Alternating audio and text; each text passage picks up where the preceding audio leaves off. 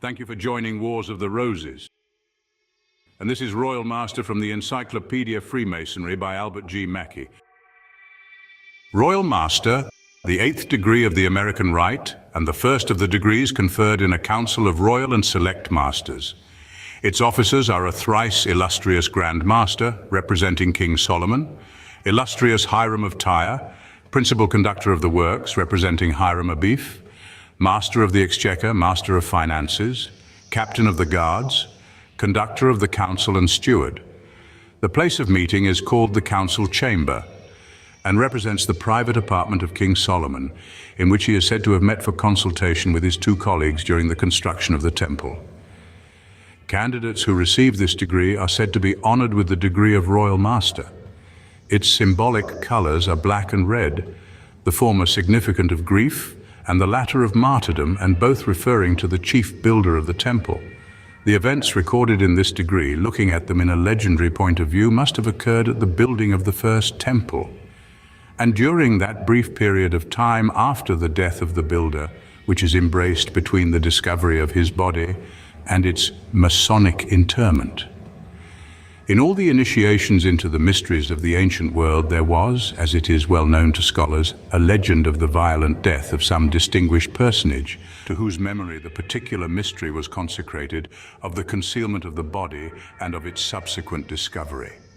That part of the initiation which referred to the concealment of the body was called the aphonism, from a Greek verb which signifies to conceal, and that part which referred to the subsequent finding was called the euresis, from another Greek verb which signifies to discover. It is impossible to avoid seeing the coincidences between the system of initiation and that practiced in the Freemasonry of the 3rd degree. But the ancient initiation was not terminated by the euresis or discovery. Up to that point, the ceremonies had been funereal and lugubrious in their character, but now they were changed from wailing to rejoicing. Other ceremonies were performed by which the restoration of the personage to life, or his apotheosis or change to immortality, was represented, and then came the autopsy or illumination of the neophyte, when he was invested with a full knowledge of all the religious doctrines which it was the object of the ancient mysteries to teach, when, in a word, he was instructed in divine truth. Now a similar course is pursued in Freemasonry. Here also there is an illumination, a symbolic teaching, or as we call it, and investiture, with that which is the representative of divine truth. The communication to the candidate in the master's degree of that which is admitted to be merely a representation of, or a substitution for that symbol of divine truth. The search for which, under the name of the true word, makes so important a part of the degree, how imperfect it may be in comparison with that more thorough knowledge which only future researchers can enable the Master Mason to attain, constitutes the autopsy of the 3rd degree. Now, the principal event recorded in the legend of the Royal Master, the interview between Adoniram and his two Royal Masters, is to be placed precisely at that juncture of time which is between the euresis, or discovery in the Master Mason's degree, and the autopsy, or investiture with the great secret. It occurred between the discovery by means of the sprig of acacia and the final interment. It was at the time when Solomon and his colleague Hiram of Tyre were in profound consultation as to the mode of repairing the loss which they then supposed had befallen them. We must come to this conclusion because there is abundant reference, both in the organized form of the council and in the instructions of the degree, to the death as an event that had already occurred. And on the other hand, while it is evident that Solomon had been made acquainted with the failure to recover on the person of the builder that which had been lost, there is no reference whatever to the well-known substitution which was made at the time of the interment.